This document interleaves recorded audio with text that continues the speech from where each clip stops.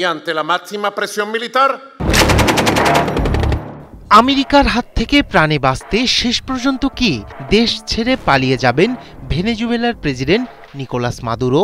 তাকে ক্ষমতা ছেড়ে অন্য কোনো দেশে পালিয়ে যাওয়ার আলটিমেটাম দিয়েছেন প্রেসিডেন্ট ডোনাল্ড ট্রাম্প, এমন দাবি করেছে মার্কিন গণমাধ্যম মিয়ামি হেরাল্ড।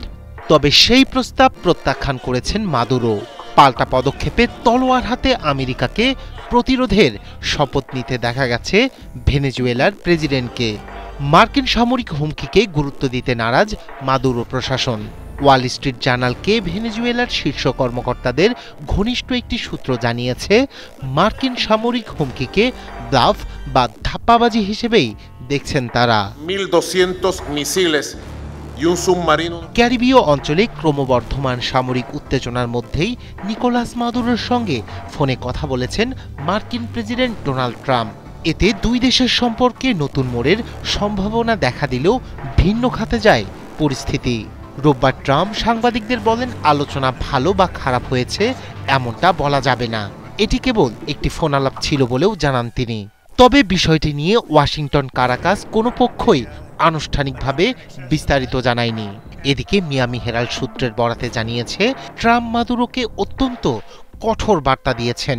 প্রতিবেদনে আরও বলা হয়, ট্রাম্প মাদুরোকে বলেছেন মাদুরো চাইলে নিজেকে এবং তার কাছের মানুষদের বাঁচাতে পারেন, তবে তার জন্য এখনই দেশ ছাড়ার শর্ত জুড়ে দেন ট্রাম্প। মিয়ামি হেরাল্ড আরও জানায়, ওই ফোনালাপের পর আর কোনো সরাসরি যোগাযোগ হয়নি ট্রাম্প ও মাদুরোর। তবে মার্কিন প্রেসিডেন্ট ভেনেজুয়েলার আকাশসীমা পুরোপুরি বন্ধ ঘোষণার পর গত সপ্তাহে আবারও কথা বলতে চেয়েছিলেন মাদুরো, কিন্তু ট্রাম্প প্রশাসনের পক্ষ থেকে মেলেনি কোনো সাড়া।